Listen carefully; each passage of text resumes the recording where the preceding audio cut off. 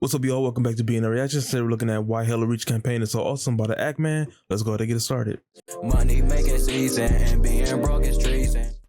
Halo Reach marked the end of Bungie's involvement with the Halo franchise. For some, it was a worthy game for Bungie to ride off into the sunset. For others, they couldn't help but feel that Reach changed too many things and wasn't a fitting end to the original Halo saga. It seems that Reach was pretty good to me. More polarizing campaigns. Reach was my first game in my Let's Play. So it was good to me, you know, but it was also my first game in the Halo series, so. Some people love it, some people hate it. I like what it. I'm going to do with this video is take an in-depth look at Reach's campaign and story. I'm going to address the criticisms and talk about why I think Halo Reach's campaign is so awesome.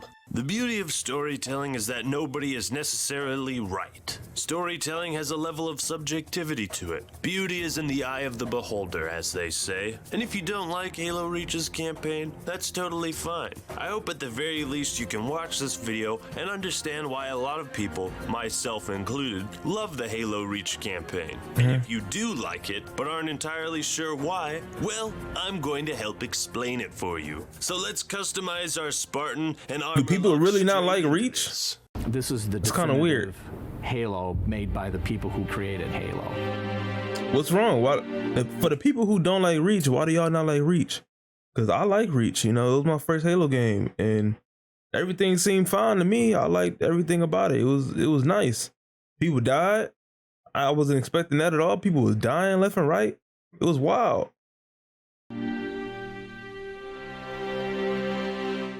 Number 1. The criticisms. As far as I can tell, Halo Reach's story only has two big critical flaws in the eyes of people who don't like it. What's that? I feel I should address the first of these problems before I go any further. The two criticisms of Reach are the characters of Noble Team and how the story retconned parts of the lore and Eric Nyland's beloved novel, Halo, The Fall of Reach. While I can't speak for the fans of the expanded universe, what I can say is that I encourage you to look at Halo Reach as its own story and look at Bro, hold on. can't say is that Look, this dude loves Halo.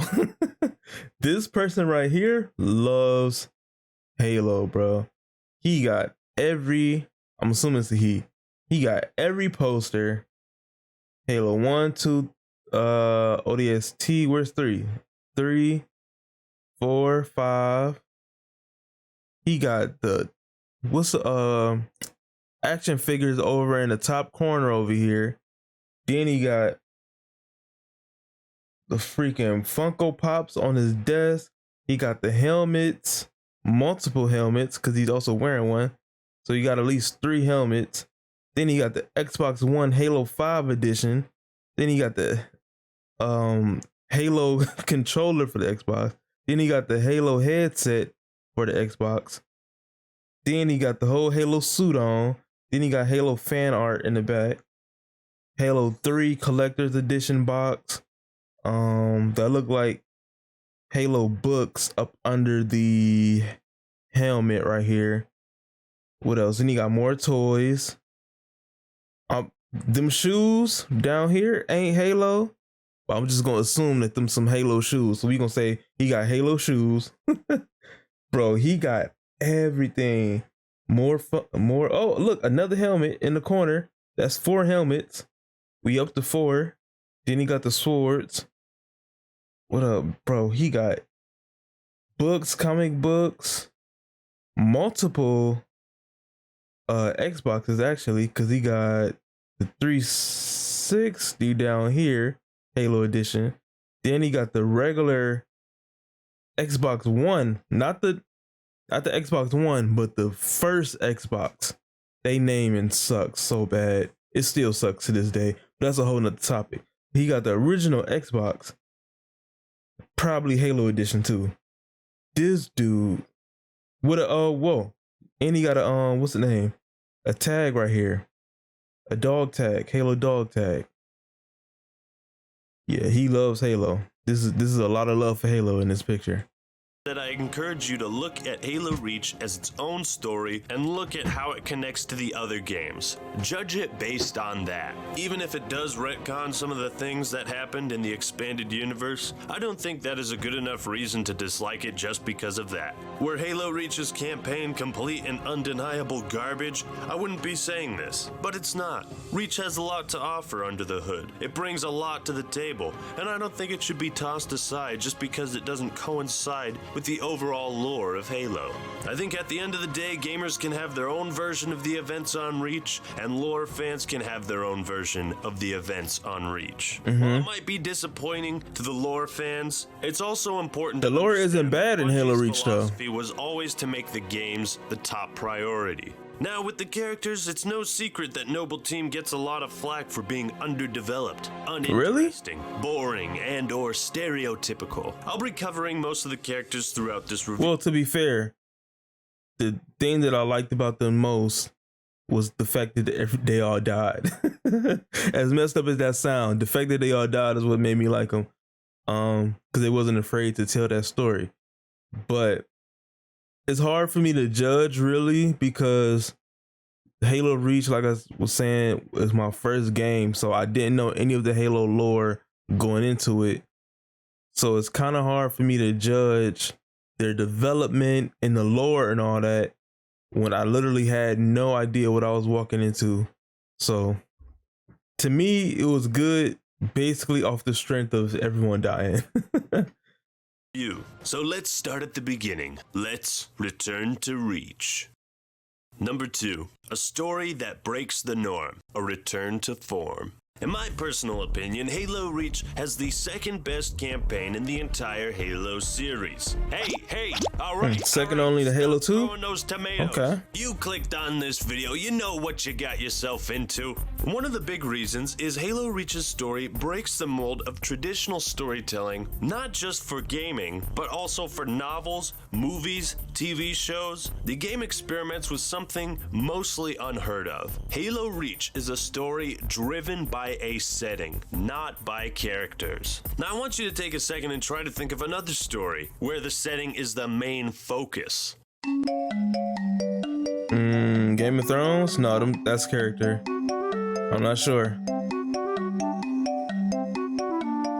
Got nothing? Yeah, I ain't got The nothing. setting of the planet Reach is the main focus. The defense Mass of Effect? the planet from an No, that's Commander Shepard. unstoppable alien threat. And everything that happens stems from that. This idea is such a risky yet bold concept. The risk is that you're telling a story that not everyone will be able to easily understand or connect with. Some people might misinterpret it and think it's a story about Noble Team when it's really not. But the payoff is pulling off this type of story successfully creates a very unique experience. We can see this reinforced throughout the game. Reach dedicates a large number of its cutscenes to incredible scenic, dramatic shots of the planet, where little to no dialogue is spoken, just the incredible music.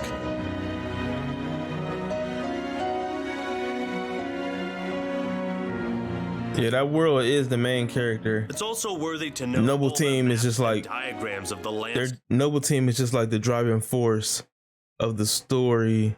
What the story is about Reach, the fall of Reach. So it makes sense. That is just like a whole bunch of cutscenes and just landscapes and stuff. It makes sense. It's also worthy to note all the maps and diagrams of the landscapes that are given screen time, reinforcing the importance of Reach. The dialogue also emphasizes this. Reach is too damn important. George always said he would never leave Reach. Listen, Reach has been good to me. Time has come to return the favor. Don't deny me this. The Covenant are on Reach. Acknowledge? Come again, Noble One. Did you say Covenant? Affirmative. It's the winter contingency. May God help us all. The tragedy and fall of Reach is the driving force of the story, and because of this, Halo Reach is a return to form, a return to the type of storytelling that created the franchise in the first place. In so many ways, Reach is like Combat Evolved, where so much attention is devoted to the world, the environments you're in, the feeling of hopelessness. fighting against all odds. These two games are about making the player feel small in an epically large world. It's about the wondrous feeling of discovery, encountering foreign, fearsome aliens, and the fight you take up to defend humanity. Number 3. Bungie's failed intentions lead to something greater. It's interesting to note that Bungie's vision for Reach was to tell a more character-driven story. We all had a desire to really flesh out the backstory of what happened. Marty prior O'Donnell. to Okay, he Master made all Chief the music. Cortana even entering the picture. We knew there were other Spartans, and it just seemed like such a rich area to tell a character-driven story with new characters. We looked at the story of Reach, and it was obviously a more intimate, character-driven story. Now I want to bring up an important concept called death of the author is the birth of the reader, which basically means that when somebody creates art of any form, the author's interpretations of their own work are not more or less valid than the interpretations of the audience or reader. The reasoning behind this is that art is meant to inspire interpretation, provoke thoughtful discussion, so the way in which the audience interprets something is just as important and real as the way the author interprets it. Even though Bungie's intention was to make a character-driven story, they partially succeed at that, but what they failed to do with the characters, they managed to do with the setting. So instead of Noble Team being the main focus and Reach being a side story, Reach is the main focus and Noble Team is the side story. Yeah. Looking at the campaign that way, for me, makes the story a lot more unique. I mean, there are countless stories about the horrors of war, soldiers, big battles, but how many war stories out there focus on a setting, a particular place that's sacred or holds a very special meaning? For Halo, Reach is where it all started, so it makes sense for that to be the main focus, almost like Bungie themselves returning to the starting point of their journey with Halo. It just makes so much more sense that way. It makes you wonder how the story would have turned out if Noble Team was the main focus. Would the story have been better or worse? We'll never know. Number 4, the characters. Why less is sometimes more. So Noble Team didn't accomplish what Bungie had planned for them. But does that mean they are poorly written and badly designed characters? I don't think and so. What about the others? Halsey, Dot, and Colonel Holland? Well, what if I were to tell you that the characters in Reach are expertly written with diverse personalities, depth, and suffer from one debatable flaw? You'd probably think X-Man is full of shit, wouldn't you? But no, the only thing I'm filled with is a passion for good writing. Let's talk about the side characters first. Dot is an interesting AI, with a cool visual representation. Her intelligent manner of speaking is fitting, and though she's not as interesting as Cortana, I never noticed manner of speaking is fitting, that symbol up in the top right. I never noticed that little symbol when I was playing through. She's not as interesting as Cortana. Dot has a perfect place in Halo Reach's story, as the AI helping and planning the defense of Reach. Noble 5, your pulse is elevated. There is nothing you can do for Dr. Woolsey and the others inside Sword Base. The mathematics are determinate. She's also used to deliver important information to the audience. Large Covenant deployments have occurred undetected, and we are now under attack across the Vieri territory, including orbital defenses. Colonel Holland, not much to say about him since we only ever hear his voice and see his picture, but he is exactly what he needs to be, a commander and leader of the UNSC, who's responsible for the defensive plans. And now you're sending us. The Office of Naval Intelligence believes deployment of a Spartan team is a gross misallocation of valuable resources. I disagree. Narratively, Dot and Colonel Holland serve as necessary exposition for the player. They both serve their purpose well. Exposition is necessary in storytelling, and it's nice that Reach didn't go overboard with it. Unlike a similar game. Then we have Halsey. Never who's a played much 5. more interesting Haven't gotten character. to it yet. She plays an important role in the story, acting as a sort of mother for the Spartans. She's got a special relationship with Jorge, has a very smart, collected demeanor, and is a pivotal piece of the Reach story. Are you threatening me, Commander? So what can I say about Noble Team? They're such an iconic, badass group of motherfucking Spartans. From a visual standpoint, all of them look fantastic. Their faces, Oh wait, they're all and Spartans? armor just shine I thought just with June was uniqueness Spartan. and A rich Spartan. detail. They've got scars and tattoos, carvings on their helmet, and these little details reinforce the idea that this team has done a lot. They've been through a lot. But beyond that, every member of Noble Team has their own role, their own personality and style. Much like Delta Squad in Republic Commando. There are a lot of people who think Noble Team is just a group of shallow, underdeveloped pieces of cardboard. Some people have gone so far as to say they're as bad as Osiris and Blue Team in Halo 5. I can't Haven't help played but laugh 5. I don't know. at this concept, because the people that say that could not be any more wrong. One thing that has always interested me is how the characterization for Noble Team is a lot more subtle than most games. There's all these little details throughout the gameplay and cutscenes. I think if you actively look at the actions, dialogue, and subtle details of Noble Team, you will find depth and personality within these characters. It's not enough to simply judge a character by what they say. There's more to it than that. How does the character move? How do they carry themselves? What do they have or wear that tells us more about them? Mom, What have you done with my armor? just some additions I've made. Indeed. What does a Dang, he trying to talk to his mama. The first thing she say is, "What you do to my armor?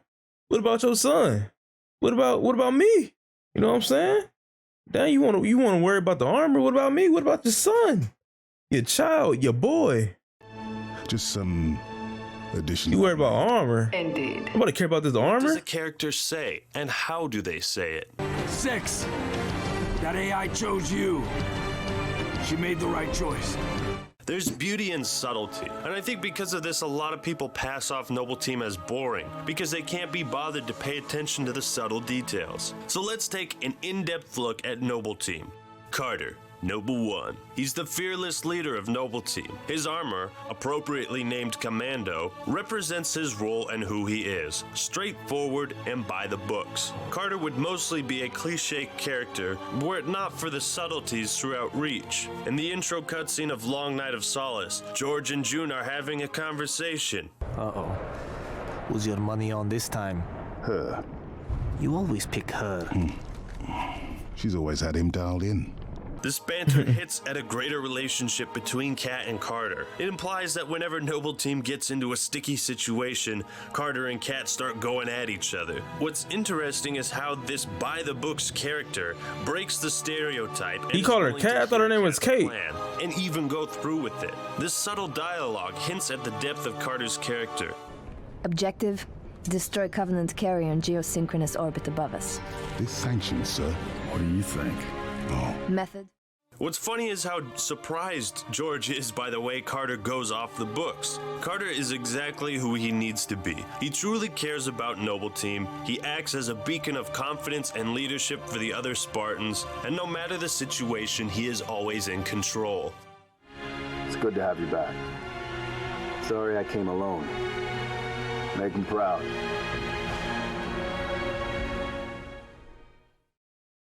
Kat, Noble 2, the technical, sassy genius I call her of the Kate. group.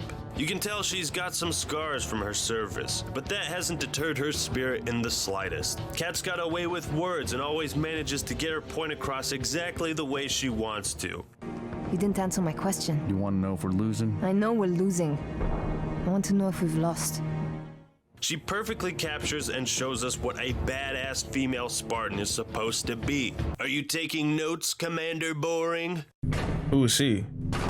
How long? Question of my life. June, Noble 3, the Spanish rogue, the sneaky sniper. June is the guy that always has your back. You might not always see him, but he's there. Whether he's covering you from the shadows with his trusty sniper, or he's up in the Falcon doing reconnaissance with the thermal vision, June is the type of guy you want on your team. He tends to run his mouth a lot, and is never shy of a little sarcastic comment or joke. You need that every now and again. Kat? Then we're closing in. Report to any Covenant structures or devices. Direct action may be necessary. Copy that. When the cat runs an up, direct action is always necessary. His armor and helmet perfectly capture the type of soldier that he— Wait, I didn't get it. What'd he say? Necessary. Because snipers like to avoid direct action. Oh, that makes sense. Any Covenant structures or devices, direct action may be necessary. Copy that. When the cat runs an up, direct action is always necessary. Got you. His armor and helmet I didn't catch that at perfectly first. capture the type of soldier that he is. The scout armor just feels like something a sniper would wear and is named appropriately. And the arrows tattooed on his face reinforce his role as a sniper, almost like a reference to the archers of ancient history. We have them hidden all over the territory. You know, this stuff is stolen. What, you gonna arrest me? No, I'm gonna steal it back. Emile, Noble 4. Judging from his armor and helmet and his fascination with knives, you might think of him as a psychopath. Well, just a little bit. This psychopath is on our side. Emile is a type of Spartan that uses fear and brutality as his weapon. He went out like a G though. From his iconic helmet, what makes Emile an interesting character is the way he embraces conflict, revels in it, like he lives for the kill. Stand down, Noble. Stand down. Contacts neutralized. Contacts? It's the damn Covenant. Cheer up, big man. This whole valley just turned into a free fire zone. It's almost like he's an anomaly of a Spartan, because it seems that his prime goal is to kill the enemy. And defending Reach is, yeah, you can do that later. Just kill shit. Yeah, stab him. Despite his more sinister nature, he's never shy to crack a smug joke. Go ahead. Explain. May I? Don't cut yourself. George, Noble 5, the heavy weapons guy, the gentle giant. George is the type of guy who personifies the big, hulking R.I.P. Georgie, man. between humanity and whatever threatens humanity. His huge stature and bulking armor make him into a defender of Reach, his home planet. And he's got a special connection with Reach, more so than the other Spartans. He's the only one that doesn't sprint, and that's because he doesn't need to. His heavy chain gun and his presence on Noble Team instill a confidence in those around him. If benevolent Spartans exist, George is one of them. 5, 6, get down to the science wing. Dr. Halsey wants a debrief and command saying we're all hers. Repeat. Sounded like you said Halsey. I did. Copy that, on our way. Don't need command to tell me. Been all hers half my life. Finally, we have Noble 6, the almost silent protagonist that you, the player, shape to your own liking. Noble 6 is the most mysterious of the bunch, his past shrouded in black ink, yet he is identified as hyper-lethal, the only other Spartan classified in that category being the Master Chief. Noble 6 is the type of guy that can excel in any situation he is put in. He can adapt and use his special skills to get the job. We didn't see 6 die. We saw his helmet on the floor, but we never seen him die. So he could come back. You know what I'm saying? He could be out there still fighting a fight and got captured or something, and they took him in and took him prisoner, and then he can come back on like Halo 6 or something like that. So we never seen him actually die. So he might not be gone, man. Job done. Yet, he is a lone wolf by his nature, and though he is arguably the strongest and most skilled member of Noble Team, his nature is his demise. Despite losing the other members of Noble Team and having a chance to fight another day, Noble 6 knows that dying on Reach is his destiny. Lieutenant, get aboard! We gotta get the hell out of here! Negative. I have the gun. Good luck, sir. Good luck to you, Spartan. I mean, you can make a pretty good case for each of the characters of Noble Team, and those aren't bullshit answers, like that's what I actually think about them. And as I'm sure you know, all of Noble Team's deaths are ironic. The way they die is a direct representation of who they are. It's an extra layer of depth. Wait, really? Hold on. You know, all of Noble Team's deaths are Georgie, big guy, dies in a big explosion. He loved Reach, but he didn't die on it. That's ironic. Are ironic. The way Kate The brains of Noble Team dies by a headshot. Also ironic. They die is a direct rep. Carter, the captain commander of Noble Team, goes down with the ship. Yeah, that's pretty ironic. Representation of who they are. Emile, a knife fanatic who dies by being stabbed. Yeah.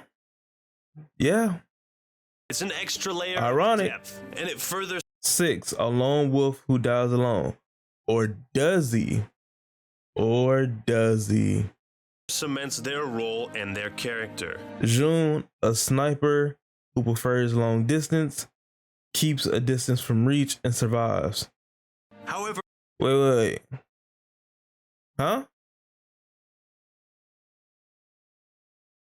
I thought he died.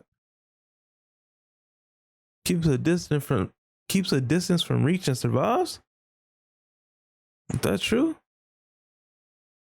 Bro, I thought he died, bro. Didn't he die? Didn't he die in freaking Didn't he die in Reach? Or am I tripping? I thought everybody died in Reach. I could have sworn he died. I could have sworn everybody died, bro. Why he talking about he alive? Unless that's like a spoiler, because I haven't played the newer Halo games yet. Huh. Maybe it's like a spoiler or something. Well, I've been spoiled.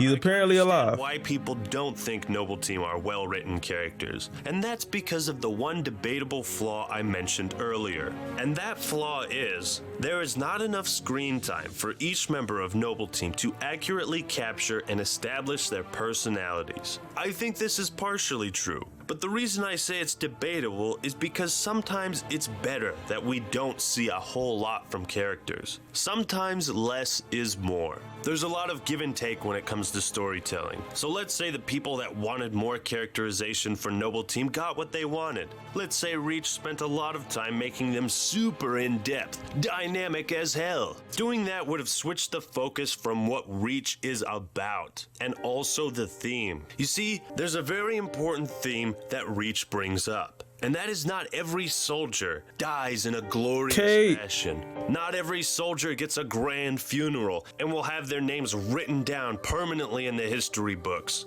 War is fucking brutal, unforgiving. Emile. Some soldiers die in the field of battle, defending their home, what they believe in, and you and I will never know their names. And if Reach had gone over the top with the characterization of the Spartans and their deaths, if they had all cried out when one of their allies had died, if they started sobbing, not only would it have ruined the immersion of what a Spartan is supposed to be, but it would also just become another generic war story that over-glamorizes war and portrays military war isn't glamorous. As the greatest thing ever. There's people out there that say, when Noble Team died, I didn't really care. And this is a criticism I've never understood. Each one of these people died defending something. They died for a cause. They died for their teammates. Even if you don't care about them as characters, how can you just ignore the noble sacrifices that these soldiers made? Every member of Noble Team has the others back. Every Spartan is ready to die, and they work together just as well as a phalanx does for the ancient Spartans of which Noble Team is based on.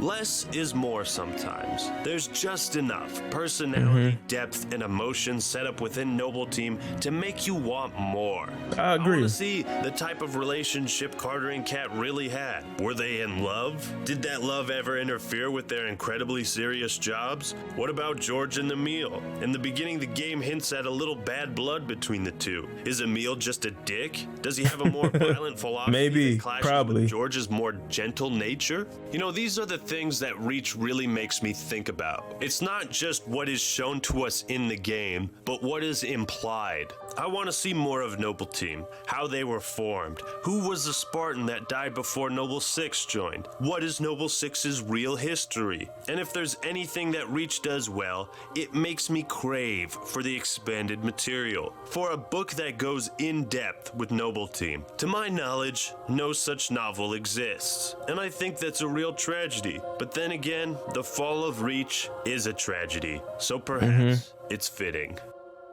It is fitting. All right, everyone. Thanks for watching. Hope you enjoyed the video. If you're wondering That's the end.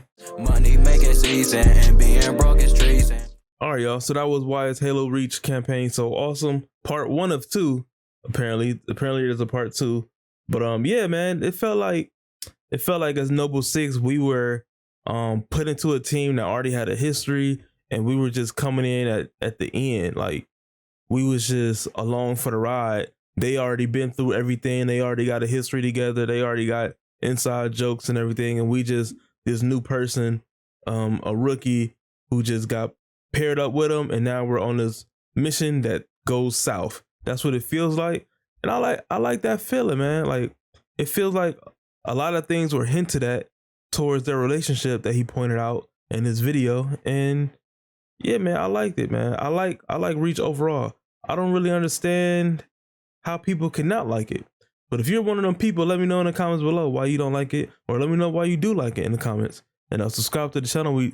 Subscribe to the channel if you're new here. I just made a Discord. Join me in Discord, man. The link to the Discord is down below, and I'll see y'all in the next video. I'm out.